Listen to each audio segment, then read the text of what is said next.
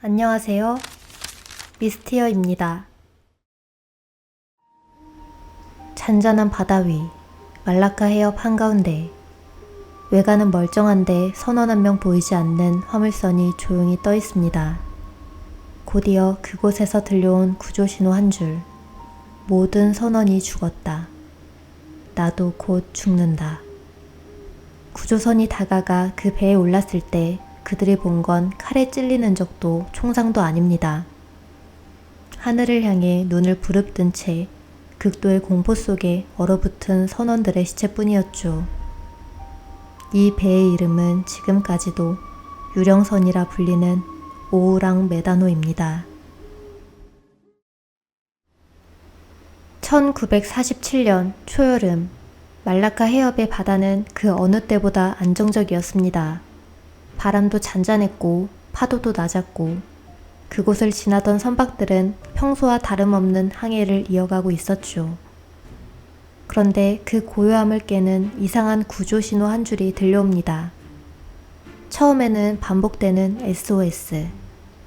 그 뒤를 이은 건 도저히 해석할 수 없는 불규칙한 신음 같은 신호들.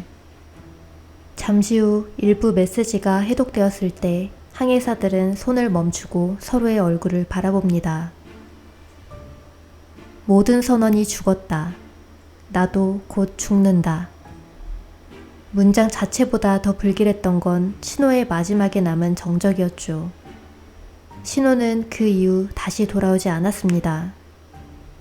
해당 위치로 구조에 나선 배들 가운데 가장 먼저 도착한 것은 미국 상선 실버스타호였습니다. 그들에게 멀리서 보이는 배 한 척, 오우랑 메다노. 배는 이상하게도 침몰할 기미도 없었고 파손도 없었고 마치 평온하게 바다 위를 떠 있는 모습 그대로였습니다.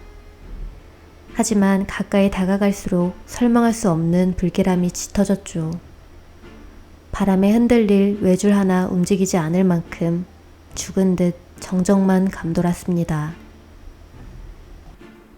실버 스타호의 구조대가 오우랑 메다노의 난간을 넘는 순간 그들은 즉시 무언가 이상함을 느꼈습니다.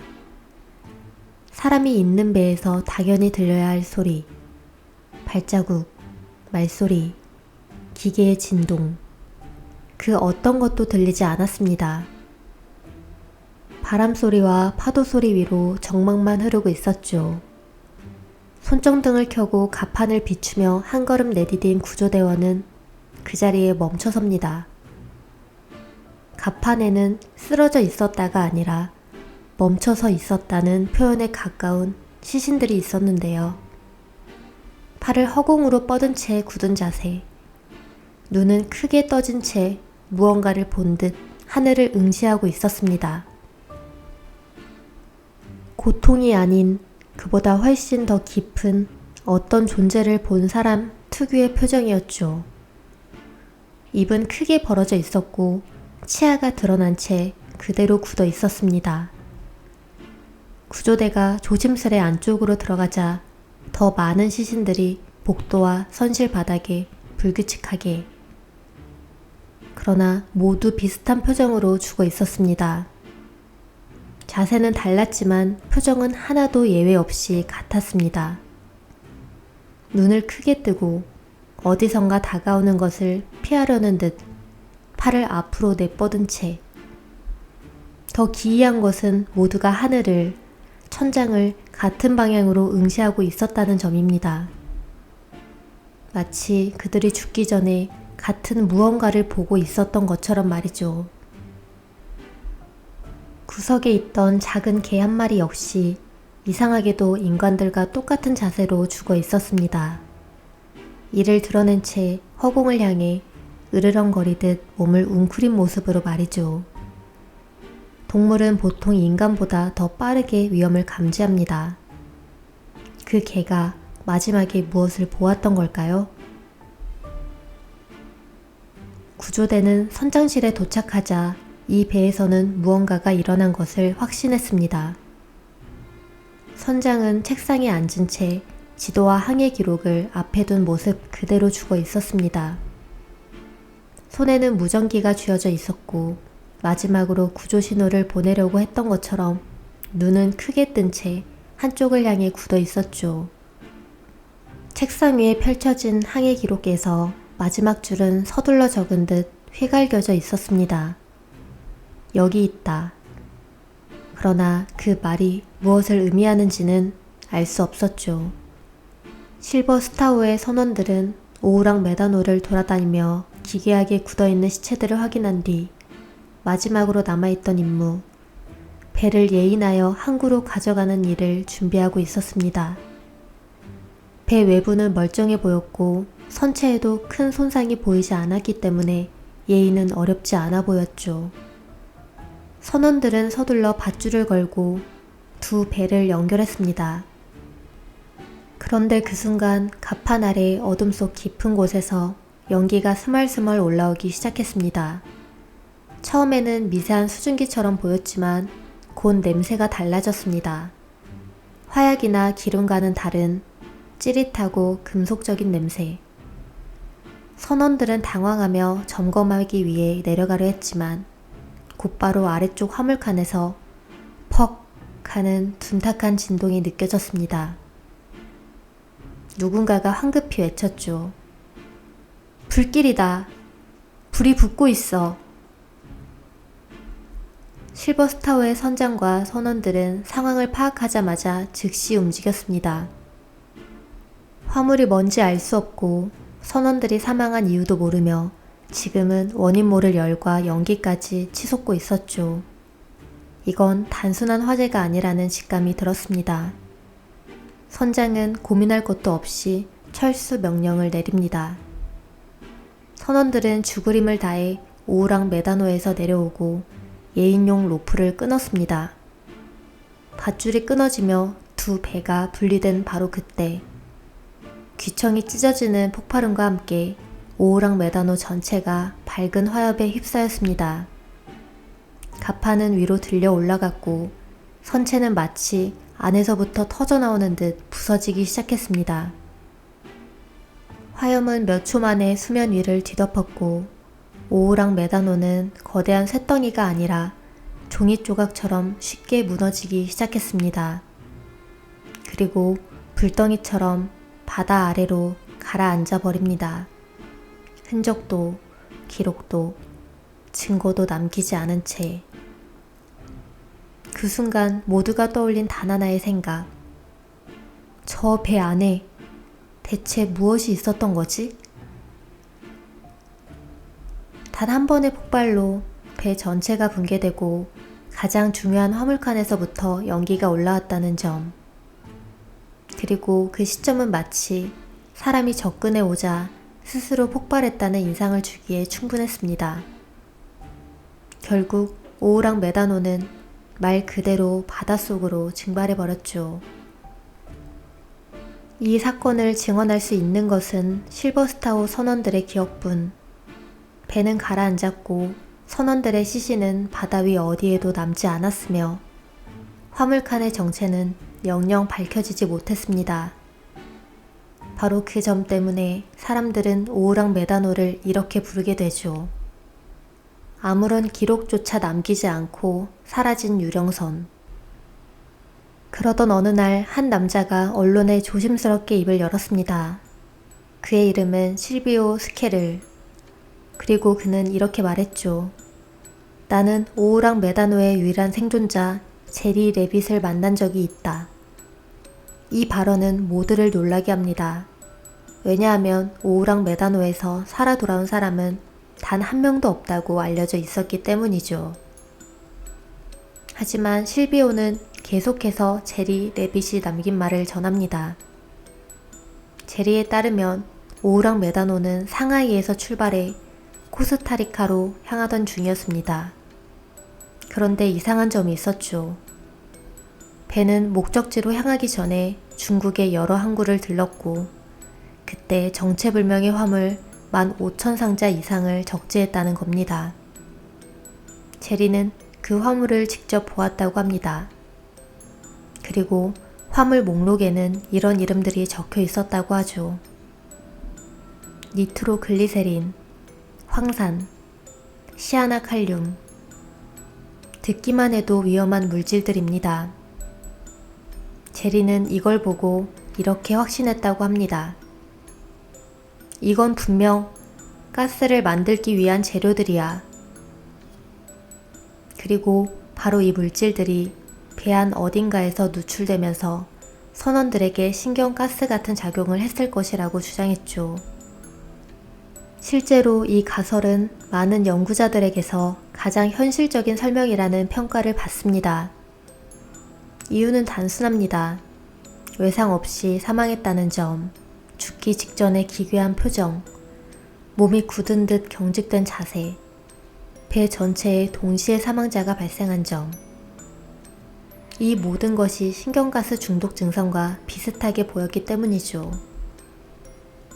게다가 마지막 순간 배가 폭발했다는 점도 물이나 열과 반응해 폭발하는 화학물질 혹은 뭔가를 은폐하기 위한 폭발, 둘 다 설명 가능했습니다.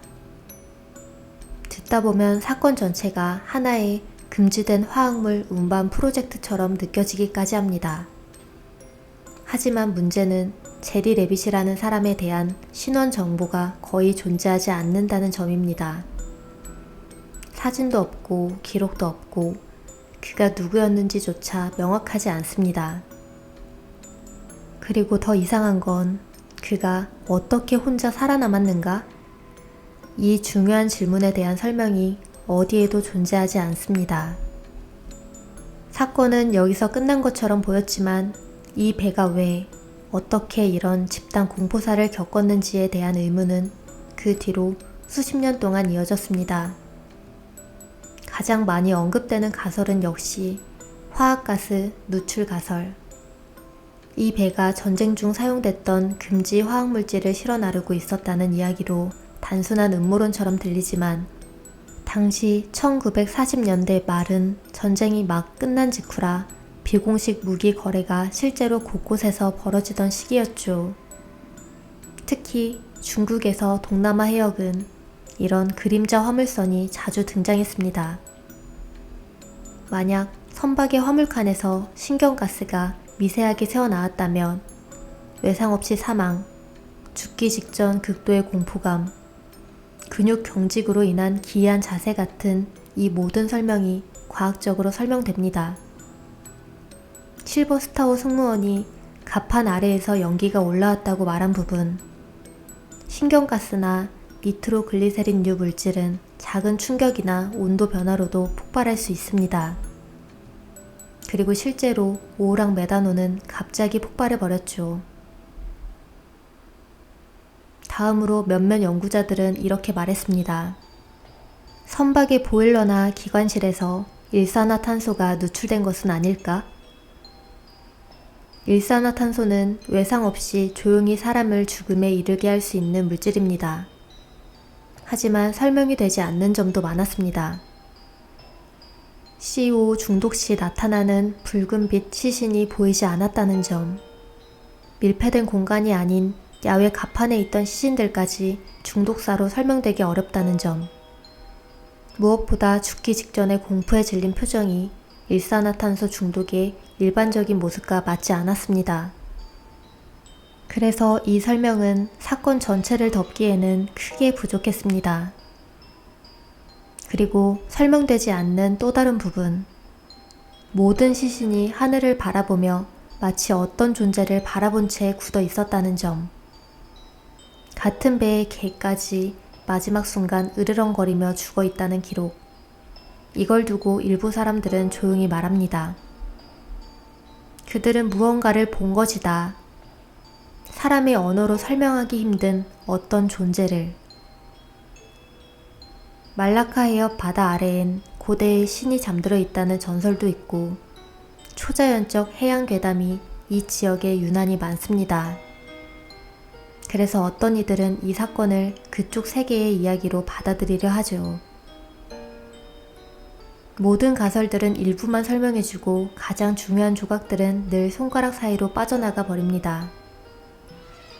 그렇다면 이건 애초부터 괴담이었을까?